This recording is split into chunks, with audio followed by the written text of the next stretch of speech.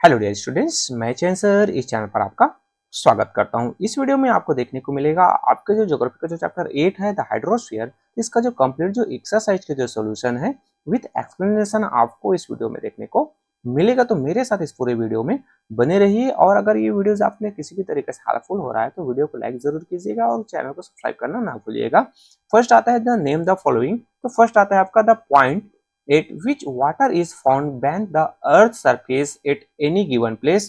तो उसे हम किस नाम से जानते हैं? तो उसे हम वाटर टेबल्स के नाम से जानते हैं, जहां पर अंडरग्राउंड जो वाटर है वो स्टोर होता है। देन सेकंड आता है आपका the distance of open sea water over which wind has blown. So ये आपका आंसर हो जाएगा फैच। देन थर्ड आता है द ब्रेकिंग वेव्स। तो इसे हम जानते हैं आपके स्वेस के नाम से। देन फोर्थ नंबर आता है आपका areas that are alternately submerged and exposed by rising and falling tides। तो इसे हम आपके जो टाइडल फ्लैट्स के रूप में जानते हैं।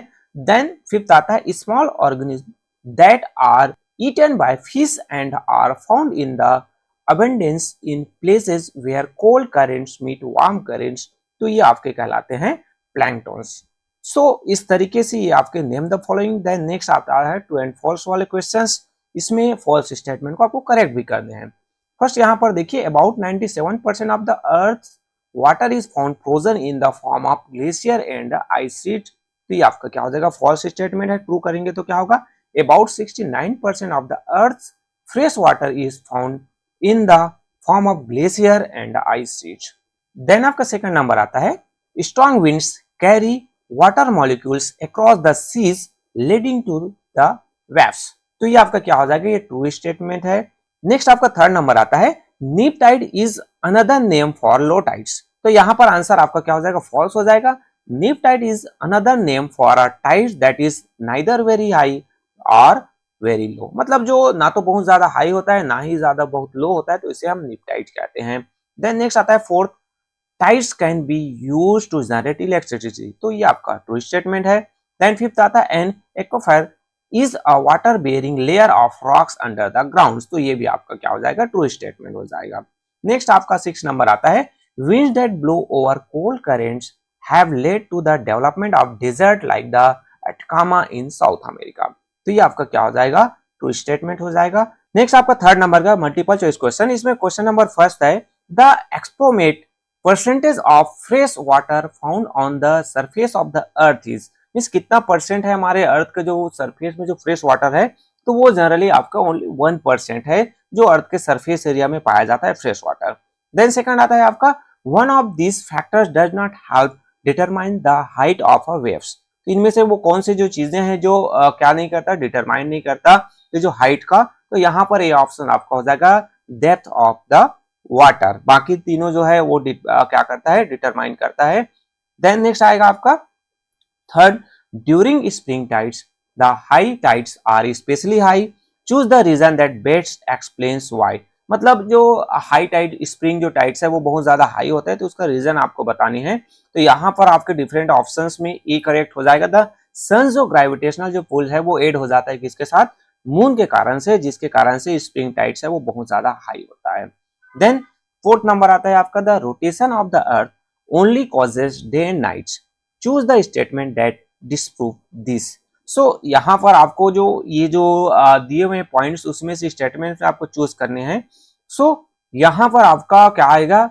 ऑप्शंस में सी ऑप्शंस आपका करेक्ट हो जाएगा। यहाँ पर फर्स्ट और जो सेकंड आता है tides are affected by the rotation of the earth और ocean currents are affected by the rotation of the earth. Next आपका आता है फिफ्थ नंबर का though water covers almost 71% of the earth very little can be use by humans. Choose the reason that best explain why. Means हमारे यहाँ 71% water है but बहुत कम use किया जाता है। तो इनमें से आप देख सकते हैं कि कौन सा पॉइंट जो है सुटेबल होगा। तो यहाँ पर आपका ऑप्शंस डिफरेंट ऑप्शंस है, इनमें से आपको चूज करना है। तो ऑप्शन ए हो जाएगा फर्स्ट एंड सेकंड, जिसमें 97% जो अर्थ का जो वाटर है वो ओशियन और सी के है जो सॉल्टी है, और जो लार्ज जो पार्ट है फ्रेश वाटर का वो ग्लेशियर के रूप में, फ्रोजन आइस के रूप में, आइस शीट के रूप में है, बर्फ के रूप में है। तो इसके कारण से हमारे लिए जो यूज के लिए बहुत ही कम है। देन नेक्स्ट आता है आपका 6 number one of this factors does not help cause ocean current. इनमें से कौन से जो फैक्टर्स है जो ओशियन करेंट्स में हेल्प नहीं करता है तो ये आपका ऑप्शन सी हो जाएगा, the revolution of the earth. Earth का जो रिवोल्यूशन है वो ओशियन करेंट्स को फ्लो होने में कोई हेल्प नहीं करता है। सो नेक्स्ट आपका आएगा आंसर द क्वेश्चन, जो कि आपको ब्रीफ में आंसर देने हैं। फर्स्ट क्वेश्चन इसमें आता है, only fresh water makes up the hydrosphere, do you agree, explain your answer. तो ये आपका क्या हो जाएगा आंसर, देखिए, no I do not agree, all the water on the earth is all its form solid liquid and gas makes the hydrosphere. मतलब सिर्फ fresh water है उसी से हाइड्रोस्फीयर बनता है ऐसा नहीं है, जितने भी अर्थ में जो वाटर के फॉर्म्स, चाहे वो सॉलिड हो, लिक्विड हो या फिर गैसियस जो फॉर्म्स है, इन सब से मिलकर हाइड्रोस्फीयर बनता है, चाहे वो फ्रेश वाटर हो चाहे वो सॉल्टी वाटर हो। देन नेक्स्ट आता है आपका सेकंड नंबर आता है, what is a water table, in what reasons it is likely to be low. मतलब वाटर टेबल क्या होता है और वो कौन से रीजन है जहां पर लो वाटर टेबल पाया जाता है। तो answer, the point at which water is found beneath the earth surface at any given place is called the water table. Water tables are low in the dry regions of the world. Means water table जो कि अर्थ के जो बेंथ मतलब अर्थ के जो surface के नीचे area में पाया जाता है, जहां पर वाटर स्टोर होता है, तो उसे हम वाटर टेबल कहते हैं। और जो ड्राई रीजन है, सूखा एरिया है, वहां पर वाटर टेबल लो होता है। देन थर्ड आएगा आपका, explain how ocean get salty. अब आपको ओशियन साल्टी कैसे हो जाता है, नमकीन कैसे हो जाता है, ओशियन का जो पानी है उसको बताने हैं। So salt reach the oceans when rivers and underground streams carry dissolved salt with them and empty them into the ocean. Salt that comes from volcanic eruption in the mid oceans also added salinity to the waters of oceans। मतलब जो भी reverse है या फिर underground जो streams है, वो जिस एरिया से बहते हैं, तो वहां से जो सॉल्ट है उसको ले जाकर वो क्या कर देता है, वो ओशियंस में जाता है, मिक्स होता है, तो उसी के साथ जो वो जो सॉल्ट है वो डिसॉल्व हो जाता है वहां पर। साथ ही साथ जो वॉल्केनिक इरप्शन होता है, तो वहां से भी जो सॉल्ट निकलता है वो भी कहीं ना कहीं मिड ओशियन में वॉल्केनिक आया, तो वहां पर वो ऐड हो जाता है। तो इससे जो है साल्टी जो है वाटर हो जाता है कहाँ का, ओशियंस का। देन नेक्स्ट फोर्थ आता है, explain how waves moves. Waves कैसे मूव्स करने उसके आंसर आपको बताने। आंसर में देखिए, when strong winds blow across the open oceans, the energy of the wind is transferred to the water molecules on the surface of the oceans. The water molecules in turn transmit this energy through the water to form waves that moves। मतलब जो हवा जब बहती है, तो वो जो water molecules है वो क्या हो जाता है, उस पर जो है हवा का जो एनर्जी है वो ट्रांसफर हो जाता है। तो मॉलिक्यूल्स भी है वो अप एंड डाउन ऊपर नीचे होने लगते हैं, तो उससे क्या होता है, एक ट्रांसमिट हो जाता है एनर्जी वाटर में, और उससे जो है वेव्स का फॉर्मेशन होता है।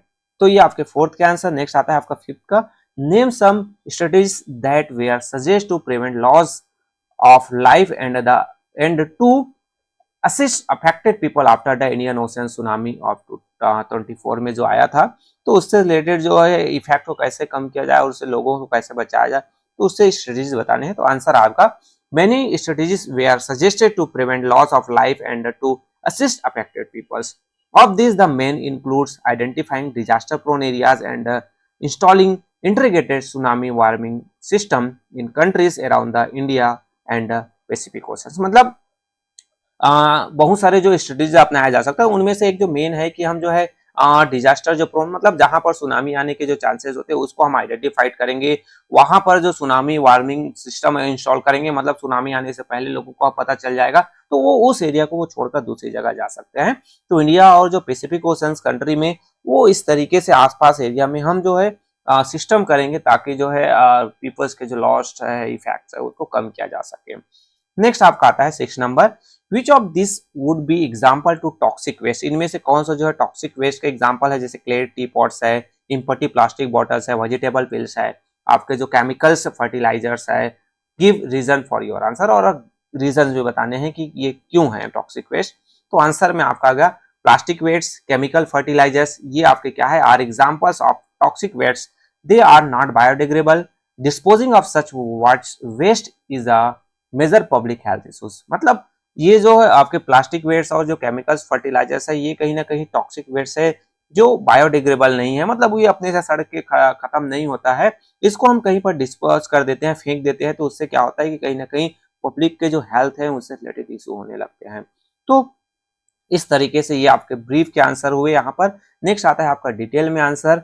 तो अगर ये वीडियोस आपके लिए हेल्पफुल हो रहा है तो वीडियो को लाइक और चैनल को सब्सक्राइब करना ना भूलिए, फर्स्ट डिटेल में आएगा, पॉइंट्स वाइज है, आपको जितना सफिशिएंट लगता है बीच में स्किप करना चाहे आपके टीचर से अलाउ कर सकते हैं तो आप कर सकते हैं। मैंने डिटेल में आपको आंसर दे दिया है। Explain what the different sources of fresh water are. Fresh water के क्या डिफरेंट सोर्सेस है, तो यहाँ पर fresh water is a water that has very little salt dissolve in it unlike the water found in the oceans and sea. मतलब ocean और सी में ज्यादा सॉल्ट होता है और फ्रेश वाटर में बहुत ही कम अमाउंट में, बट उसमें भी थोड़ा अमाउंट में सॉल्ट होता ही है। अराउंड 69 जो परसेंट जो फ्रेश वाटर है वो फ्रोजन जो ग्लेशियर्स के रूप में या फिर आइस शीट्स में बर्फ के रूप में पाया जाता है। देन आप देखोगे तो अराउंड जो 30% जो है वो अंडरग्राउंड वाटर के रूप में जो हमारे जो अर्थ के जो बेंथ एरिया में जो है सरफेस एरिया के नीचे में है, जिसको हम वेल स्प्रिंग गीजर के थ्रू हम उसको निकालते हैं बाहर।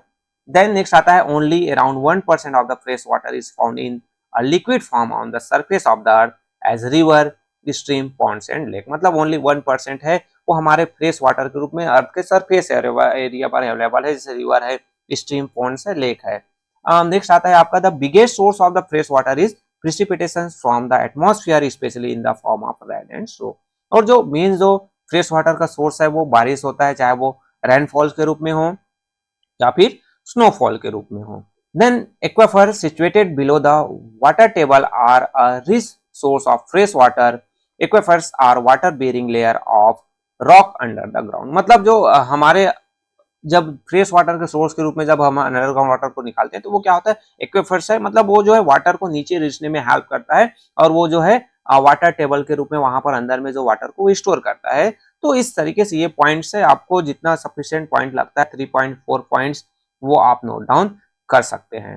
देन सेकंड आता है with the help of diagram show how the gravitational pull of the sun and the moon cause tides. तो जो ग्रेविटेशनल पुल सन और मून का किस तरीके से जो है टाइड्स आने में हेल्प करता है उससे रिलेटेड डायग्राम बनाने हैं और आंसर नोट करने हैं। आंसर देखिए, tides are the periodic rising and falling of sea level due to gravitational pull of moon and sun acting on the rotating earth. Tides are two types, high and low. मतलब जो periodic rise और false होता है सी level का, उसे हम जो क्या कहते हैं टाइड्स के रूप में जानते हैं। और ये कहीं ना कहीं मून और सन का जो साथ ही साथ जो अर्थ का जो रोटेशन होता है, तो इन सब में जो ग्रेविटेशनल जो पुल जो मून और सन का लगता है उसके कारण से होता है। चलिए, when the sun the moon and the earth are lined up in the lines the sun gravitational pull get added to the that of the moon, the tides then have a higher tidal range. High tides are exceptionally high and the low tides especially low. मतलब जब earth moon और जो सन एक सीधे में आ गए ना, sun moon और जो अर्थ है वो एक सीध में आ गया, तब यहाँ पर जो सन का जो ग्रेविटेशनल पुल है वो मून के साथ मिल जाता है और इस समय जो टाइड्स आता है वो बहुत ज्यादा हाई होता है, स्पेशली जो हाई टाइड्स है, और जो लो टाइड है वो उतना ही लो होता है। सेकंड सिचुएशन बनता है when the sun and the moon are at right angle to one other, the gravitational pull of the sun on the earth partly cancel that of the moon.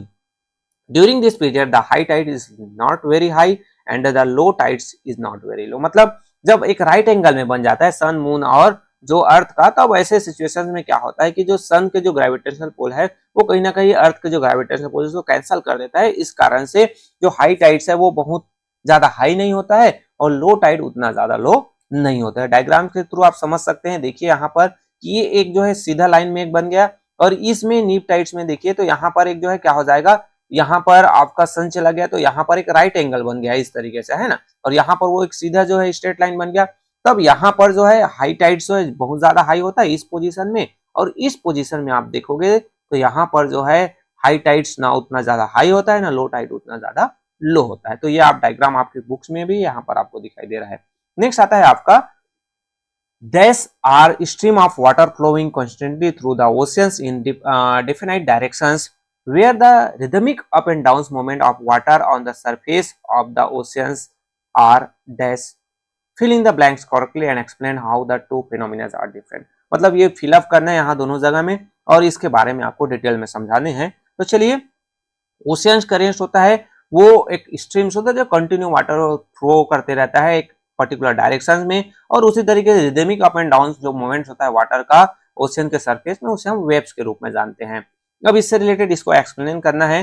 So waves are usually created by winds which transfer energy to the water as they blow from one location to another. मतलब जो waves का formation कब होता है, जब हवा जो है बहती रहती है और हवा का जो एनर्जी है वो वाटर को मॉलिक्यूल्स को उसको क्या करता है, वो एनर्जी में ट्रांसफर हो जाता है, वाटर मॉलिक्यूल मूव करने लगते हैं, तब वेव्स का फॉर्मेशन होता है।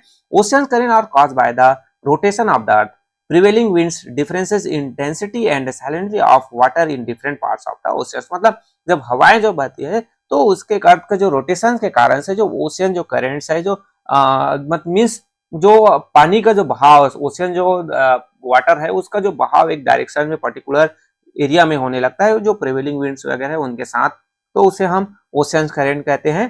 Then waves has no effect on the climate of a place, but ocean currents are warm and cold and can influence the temperature of the place. मतलब waves है तो आसपास का जो एरिया है उसके क्लाइमेट पर कोई इफेक्ट जनरली वेव्स का नहीं पड़ता है, बट जो ओशियंस करंट है, अगर वार्म करंट है, गर्म हवाएं वहां ओशियन करंट बह रही है तो उसके साथ जो हवा जाती है वो भी गर्म हो जाती है, तो आसपास एरिया को गर्म कर देती है। अगर ठंडी ओशियन करंट है तो उसके साथ जो हवाएं बह रही है वो भी ठंडी हो जाएगी, तो उसके आसपास जो एरिया है, उस ओशियंस के आसपास जो कोस्टल एरिया है वहां पर भी ठंडा माहौल क्रिएट कर देती है। तो इस तरीके से ये जो है आंसर आप नोट डाउन कर सकते हैं। देन इसमें से लास्ट क्वेश्चन आता है कि look at this picture of a river and say whether it can be considered a source of fresh water. Give reason for your answer. What kinds of effect do you think this river will have on living beings besides humans? मतलब ये आपको दिखाई दे रहा है एक जो water sources के रूप में, तो इसे हम क्या फ्रेश वाटर के रूप में कैटेगराइज कर सकते हैं और इसका इफेक्ट्स बताने हैं। तो चलिए आंसर हम देखते हैं यहाँ पर। The river is a source of fresh water, but when the river gets polluted or contaminated by domestic waste and industrial influence, it becomes unfit for human consumption. Contaminated and polluted water is a cause of many waterborne diseases. It is also harmful for other living beings like animals, birds, insects and fishes, as also for plants. मतलब जो river है वो fresh water का sources है, but अगर जो ये जो हम जो देख रहे हैं पिक्चर, ये पॉल्यूटेड या फिर कल्टिमिनेटेड वाटर्स, मतलब डोमेस्टिक वेस्ट के द्वारा, इंडस्ट्रियल जो इन्फ्लुएंस, इंडस्ट्रियल से निकलने वाली गंदी चीजें उससे वो पॉल्यूट हो गया है, जो कि ह्यूमन कंजप्शन के लिए अनफिट है। मतलब ह्यूमन यहाँ का जो पानी है उसको किसी भी तरीके से यूज नहीं कर सकता है। अगर कंटिन्यूमेटेड या फिर जो पॉल्यूटेड वाटर है उसका हम यूज करेंगे तो वाटर बोर्न डिजीजेस हो जाएगा, चाहे वो ह्यूमंस को या फिर अदर जो लिविंग बींग्स है, एनिमल्स है, बर्ड्स है, इंसेक्ट, फिश है या फिर प्लांट्स है, उनके लिए भी ये खतरनाक होता है। तो इस तरीके से इस चैप्टर से रिलेटेड आपके जितने भी क्वेश्चंस थे उसके सोल्यूशन मेरे द्वारा प्रोवाइड कर दिया जा चुका है। होपफुली ये वीडियो आपके हेल्पफुल होगा। अगर वीडियो हेल्पफुल है तो वीडियो को लाइक जरूर कीजिए, अपने क्लास फ्रेंड के साथ शेयर कीजिए। कुछ डाउट्स है, कुछ प्रॉब्लम है तो आप कमेंट कर सकते हैं, और चैनल पर नए हैं तो चैनल को सब्सक्राइब भी जरूर कीजिए ताकि इसी तरीके से हेल्पिंग वीडियो आपको मिलता रहे। So okay, thank you.